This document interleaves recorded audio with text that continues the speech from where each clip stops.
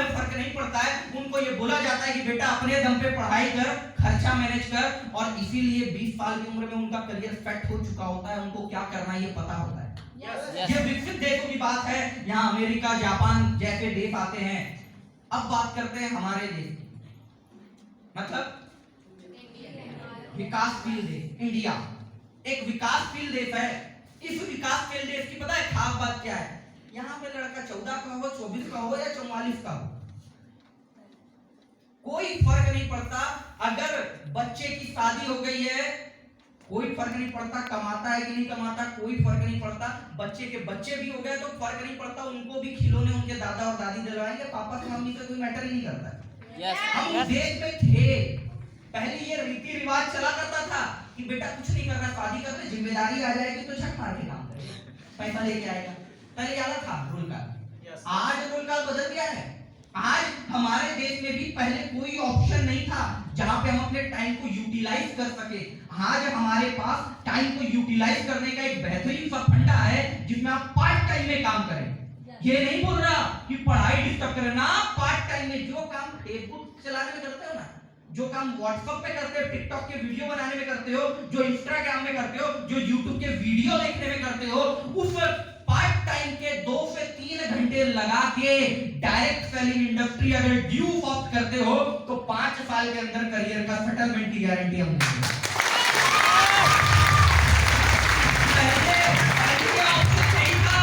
पहले ये ऑप्शन बिल्कुल नहीं था। पहले तो एक ही ऑप्शन था, पढ़ेगा लिखेगा तो बनेगा नवाब और खेलेगा कूदेगा तो बनेगा खराब। आज ऑप्शन बदल गया है। पढ़ाई लिखाई करने वाले 25-30 लोगों के नाम बताओ जो नवाब बन के बैठे हो। मैं तो खेलने कूदने वाले के 100 नाम दे दूं तुमको जो नवाब बन के बैठे हैं, नाम दे दूंगा लिखित में। लेकिन वो जमाना बदल गया जहां पे लोग पहले सिर्फ एक चीज के ऊपर फोकस करते थे, वो बदल गया। आज तुम्हारा मोबाइल भी मल्टी टैलेंटेड काम करता है, मल्टीटास्किंग काम करता है, तो तुम्हारे अंदर भी मल्टीटास्किंग काम करने की क्षमता होनी चाहिए और वो ड्यू ऑफ बिल्डअप कर ही देती है।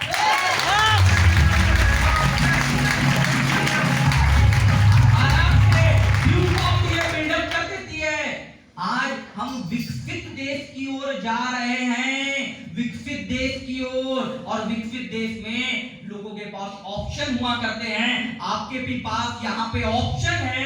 मैं ये नहीं बोल रहा कि एज अ करियर आप ड्यू करें, बिल्कुल ना, एज अ करियर नहीं, लेकिन अपनी जिंदगी के 2 से 3 घंटे जो बर्बाद कर रहे होते हो, जो घूमने फिरने में, मौज मस्ती में और एंजॉयमेंट में बिता रहे हो, अगर वही 2 से 3 घंटा ड्यू में देते हो तो करियर की सिक्योरिटी है।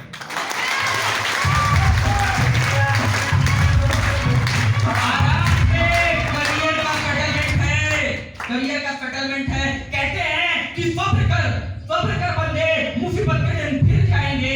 जो तुझे देखकर आज हंसते हैं, कल देखते रह जाएंगे।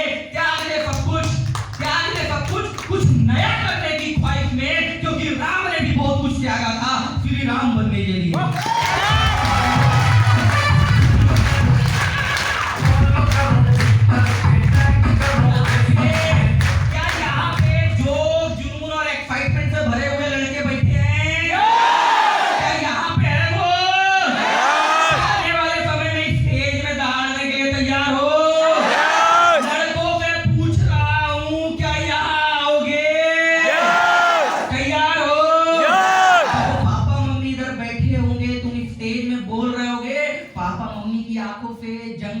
गंगा जमुना सरस्वती और ना जाने क्या क्या बह रही होगी, उस चीज को फील करो और यहाँ पे बैठे तो मजा आएगा।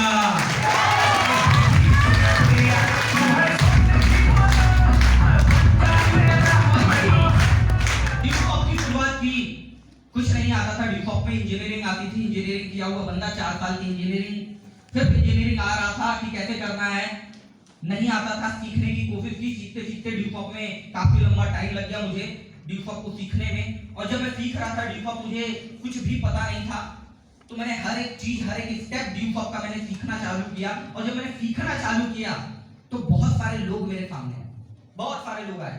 और जब बहुत सारे लोग आए तो बहुत सारे लोगों की बहुत सारी बातें। सबसे पहले मैंने अपने बड़े भैया का प्लान किया ड्यूकॉप में, और जब मैंने बड़े भैया का प्लान किया ना, तो प्लान करते टाइम बड़े भैया गवर्नमेंट जॉब में थे, क्योंकि मैंने आपको बताया मेरे रिलेशन वाले लगभग 80% गवर्नमेंट जॉब में थे। उस समय वो 15,000 रुपए के करीब करीब कमाते थे। जब मैंने उनको प्लान दिखाया, वो बोलते सब कुछ तो ठीक है, लेकिन देख ये जो कंपनी वाला काम है ना, ये कंपनी टाइप का लोग, ये कंपनी टाइप के आदमी, इनमें ना फ्यूचर नहीं है। ये कभी भी आती हैं भाग जाती हैं, इसमें करियर का सेटलमेंट नहीं है। तू फालतू अपना टाइम बर्बाद कर रहा है। मैंने बोला यार भैया ये देखो आप गवर्नमेंट कर्मचारी, ये देखो आप इसका रजिस्ट्रेशन नंबर ये यहाँ पे रजिस्टर्ड है, इतने साल से चल रहा है। मैंने सब कुछ बताने की कोशिश की भैया, सब कुछ बताया, लेकिन भैया मानने कोई तैयार नहीं। कई लोग बोलते ना, बोले मेरी मुर्गी की एक ही टांग है, दूसरी तो है ही नहीं। वैसे वो भैया थे कि मेरी मुर्गी की एक ही टांग, और भैया हम मानने के लिए तैयार ही नहीं कि आप जो बोल रहे हो वो हकीकत है। मैंने बोला भैया 10,000 के लिए मेरे ऊपर भरोसा नहीं कर पा रहे। बोले बात 10,000 की नहीं है रे, बात 10,000 की नहीं है, बात है तेरी कंपनी है ना ये भाग जाएगी। अब मेरा दिमाग खराब हुआ। आधे घंटे 1 घंटे में मैं उनको समझा रहा हूँ, वो समझने को तैयार ही नहीं। बोले नहीं करूंगा ये बोलते तो चलेगा, लेकिन कंपनी भाग जाएगी बोले। बोले मैं विश्वास करके कर रहा हूं। विश्वास का कोई रूप नहीं होता, कोई रंग नहीं होता। अरे प्रूफ की बात आए तो ये आप ये भी प्रूफ नहीं कर सकते कि ये जिस मम्मी और पापा ने आपको पैदा किया वही आपके मम्मी पापा, ये भी तो प्रूफ नहीं कर सकते, इसका भी सर्टिफिकेट नहीं मिलता है। ये तो विश्वास है, ये तो एक विश्वास है जो अंदर से आता है कि यही है मेरे मम्मी पापा।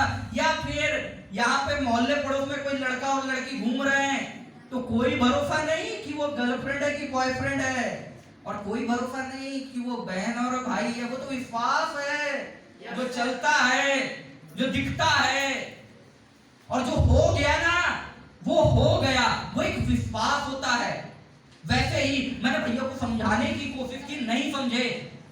बोलते ना जब सीधी उंगली से घी ना निकले तो उंगली को टेढ़ी करना पड़ता है। अब हम तो टेक्निकल वाले थे, हमने उंगली और ज्यादा टेढ़ी करी। अब हमने बात करना शुरू किया, चले भैया मैंने बोला ड्यू कप रखो साइड में, कोई दिक्कत नहीं, साइड में रखते हैं ड्यू कप, बात करते हैं भैया अपनी। मैंने बोला भैया मैं आपकी शादी में नहीं आ पाया भैया, सॉरी उसके लिए। भैया वैसे शादी कब हुई थी? भैया बोलते हैं यार 7 साल पहले शादी हुई थी, तेरे को बुलाया था तू आया नहीं। मैंने बोला भैया उस समय इंजीनियरिंग में था भैया, कहाँ आना ही नहीं हो पाया। फिर मैं भैया से पूछ रहा हूँ भैया भाभी जी कैसे? बोले भाभी जी एकदम मस्त, एकदम टनाटन माहौल में। मैंने बोला भैया प्रोडक्ट कितने हैं? बोले प्रोडक्ट मतलब? मैंने बोला बच्चे भैया, बच्चे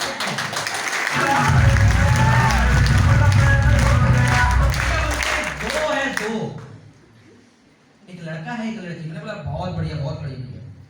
मैंने बोला भैया कभी छुट्टी लेके भाभी को घुमाने गए हो?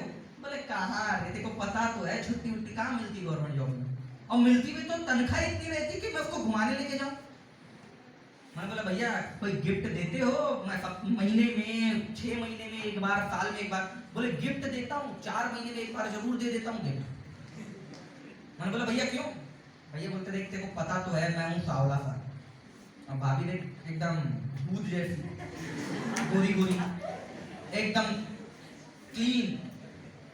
बोले हाँ मना के तो रखना पड़ता है इसलिए दे देता हूं। मैंने बोला भैया ठीक है, लेकिन भैया अगर भाभी का दिल अगर किसी मेरे जैसे लड़के के ऊपर आ गया जो गोरा चिट्ठा एकदम मस्त और पैसा कुछ भी ज्यादा कमा रहा है, अगर आ गया और भाभी भागी तो पागल है क्या, किसकी बात कर रहा है तू? अबे तेरी भाभी है वो भाभी, कोई ऐसी ऐरी गैरी थोड़ी ना कि भाग जाएगी। मैंने बोला भैया कोई दिक्कत नहीं, ठीक है भाभी है ना, लेकिन अगर कोई गोरा चिट्टा मिल गया, आप तो कहाँ पावले से ना घुमाने लेके जाते ना कुछ, कोई मिल गया अच्छा, भाग गई तो? बोले नहीं, समाज के सामने शादी हुई है, समाज के सामने 1000 लोग आए थे, 1000 लोग। मैंने बोला तो क्या फिर भी भाग गई तो? बोले नहीं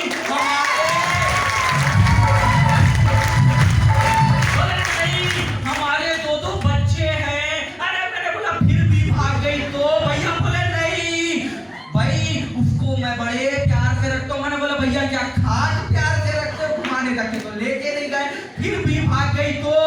भैया बोलते हैं मेरे को समझ में आ गया तू क्या समझा रहा है, तेरी कंपनी भी नहीं भाग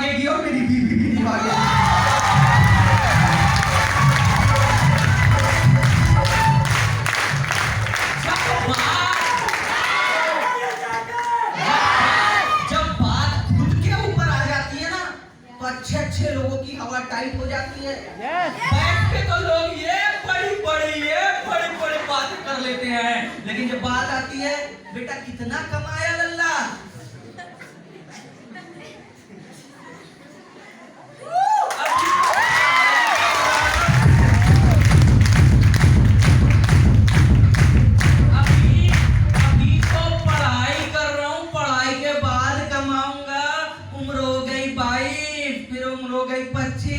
फिर घर वाले बोलते बेटा 25 हो गई है, शादी तो कर ले, कम से कम नाती पोतों का चेहरा देख लेंगे।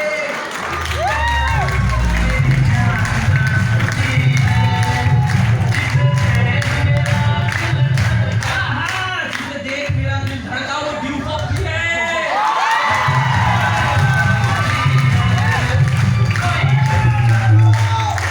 भाई साहब जब भैया को समझाया ना,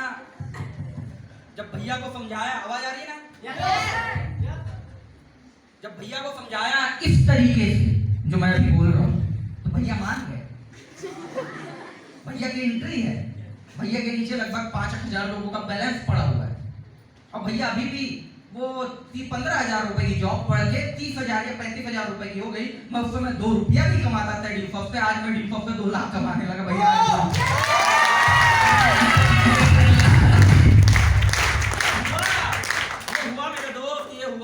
फिर मैं लोगों के पास गया, लोगों ने बोला पागल है क्या, इंजीनियरिंग करने के बाद ये कौन सा काम कर रहा है, ये पढ़ लिया ऐसे नहीं आ जाए, अपन ओके कर लेंगे। आवाज आ रही है ना? तो मैंने लोगों से बात की, बोले इंजीनियरिंग करने के बाद तू ये क्या कर रहा है, लोगों को जोड़ रहा है।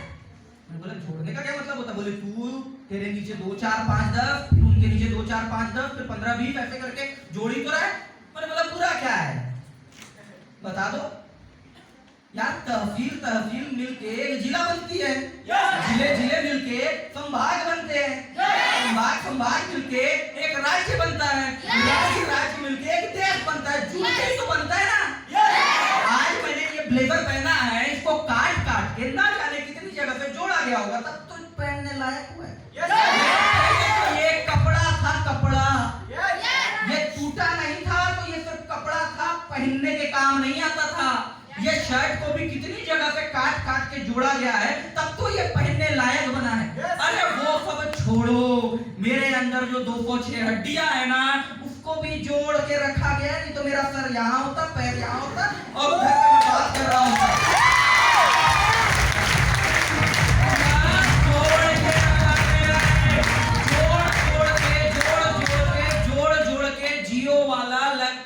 करोड़पति अरबपति बन गया। अभी भी यही सोच रहे हैं वो फ्री में क्यों दे रहा था, वो फ्री में क्यों बांट रहा था फिल्म। तुमको अभी समझ में आएगा जब वो 555 रुपए का रिचार्ज करवाओगे, तब समझ में आएगा बेटा इसलिए जोड़ रहा था।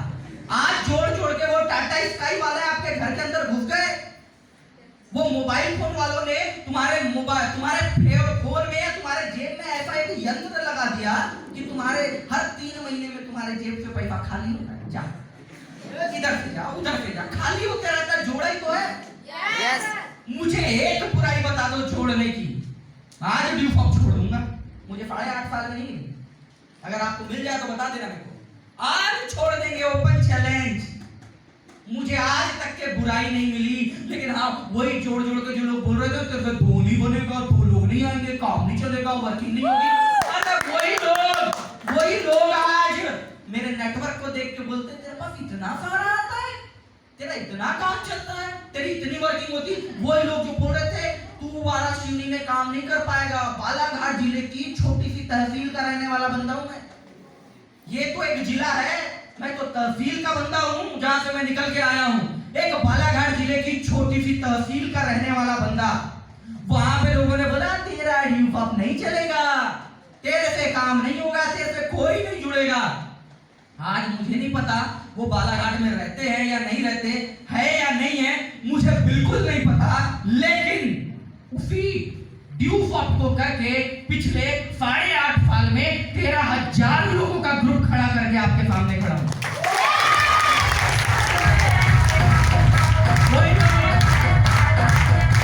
वही लोग जो ये बोलते थे 2000 नहीं आएगा, वो नहीं पता कहां गए। लेकिन इस आशीष श्रीवास ने सिर्फ लॉकडाउन की इनकम की बात करूं, सिर्फ लॉकडाउन पिछले 10 महीने से 11 महीने की इनकम की बात करूं तो इस 11 महीने में 18 लाख